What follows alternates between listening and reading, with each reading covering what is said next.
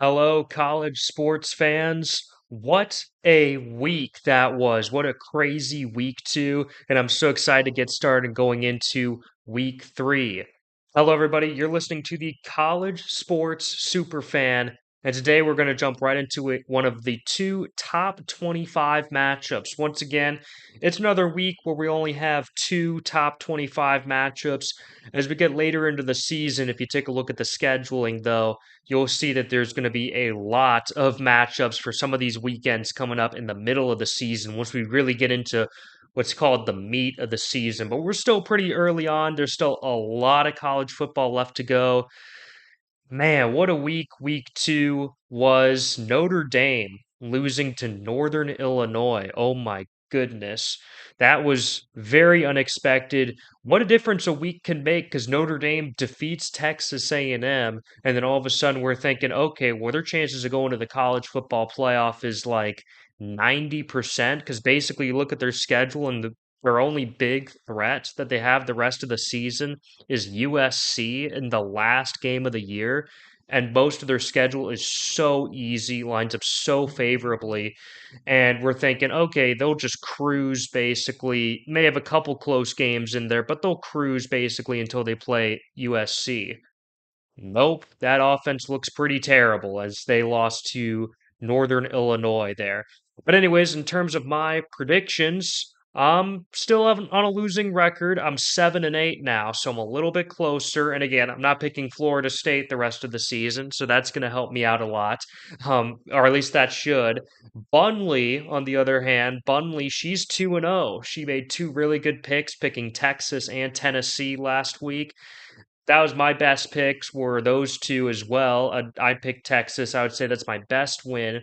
My worst loss though was picking Kentucky to beat South Carolina. That I think that shocked a lot of people though. But South Carolina's defense is legit, and I'm actually going to have a video talking about their game against LSU later coming out this week.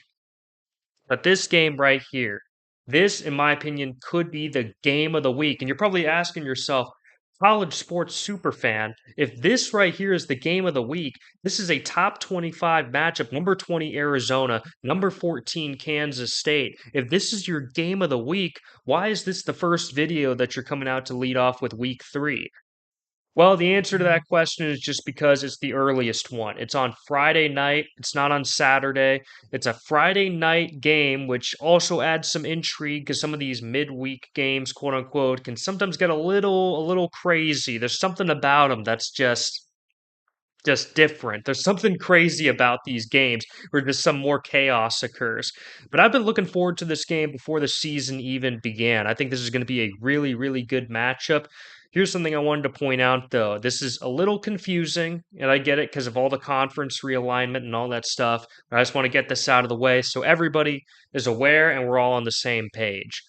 Arizona is now in the Big 12 with Kansas State. So they're both in the Big 12, but because this game was scheduled before the conference realignment all happened, because again, the Pac 12 kind of collapsed like that almost last second, and Colorado, Arizona State, Arizona, and Utah all joined the Big 12 really last second. So most of their schedules for this season were already made well before all of that happened. So, because of that fact, this game will actually be a non conference game. It will not go towards the conference standings, even though they're both in the same conference. The same thing happened with Utah and Baylor last week. Again, Utah, another one of those former Pac 12 teams, they went into the Big 12. That game, even though Utah destroyed Baylor, will actually not count towards their conference record. So kind of unfortunate for the Utah Utes, and it's definitely going to be unfortunate for whoever wins this game as well. And there may be some interesting tie-breaking scenarios at the end of the season that this could still factor into. But what I want to say about Arizona, though, is this is a very, very important two-game stretch. They go on the road to play Kansas State, and then immediately after go on the road to play Utah. And I'm just going to say this. In my opinion, I think Utah is a better team than Kansas State, and Utah's got a really, really tough home field advantage. So you really want to be heading into Salt Lake City with a win here. You don't want to be coming off a loss and then immediately have to play in an even more hostile environment against an even better team, a more rugged defense. So to me, this game is more important for Arizona than it is for Kansas State. But let's get into my biggest concerns for both teams and then what I think is actually going to happen in this game. My biggest concern for Arizona, so they've had a great passing attack. In general, the offense has looked really good. The defense, though, they've been allowing 150 rushing yards per game over their first two games. And let's just face it, it's not like they've been playing super stellar competition. Their first two games were both tune up games for this one, and they were still averaging 150 yards per game allowed on the ground. Reason why that concerns me is Kansas State has a great rushing attack, a better rushing attack, arguably, than their passing attack, led by running back DJ Giddens and even their quarterback Avery Johnson, who's a superstar. He's a dangerous runner as well. So the fact that Arizona has struggled against two not very good teams at stopping the run, that doesn't give me great confidence that they're going to go into Manhattan and all of a sudden become a really good run stopping team. Here's my biggest concern for Kansas State, though.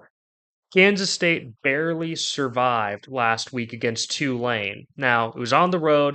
Tulane is a really good non power conference team, but still, they barely survived. It relied on turnovers for Kansas State's defense, the fumble return touchdown, in order to win that game against the Green Wave. Without that, they might not be walking away with a victory, and they were down against Tulane for much of that game. So they're not coming off of a very impressive performance. Their secondary also has concerned me. Kansas State has not had the best secondary, and now they're going up against, in my opinion, the best quarterback and receiver duo in the entire country with Noah Fafita and Tetaroa McMillan. In my opinion, McMillan is the best wide receiver in the whole country.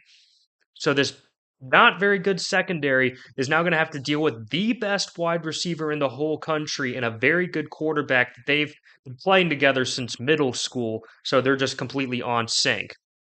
But what do I think is going to happen in this game? And I've been going back and forth in this game over and over and over again because both these teams to me are so good. Both of these teams have very glaring weaknesses, though, that I think the other team can exploit. But what's going to happen? Well, it's two young quarterbacks. They're both sophomores, Fafita and Johnson.